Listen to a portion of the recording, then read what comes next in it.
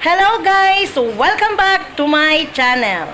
For today's video, live na live mula dito sa Grade 5 Ruby. Nandito po ngayon ang aking mga estudyante. Nap time po nila, kaya sila po ay ganyan ang ayos. Hindi ko talaga sila pinapayagang magtatakbo sa labas tuwing tanghali.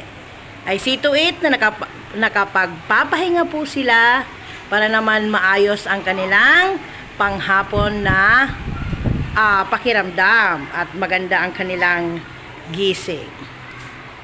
Huwag masyadong maingay ha, kasi nakakahiya naman sa kanila, nakakaistorbo ako. Isa-isahin lang natin sila. Pagkababait, akala mo true. 'Di ba?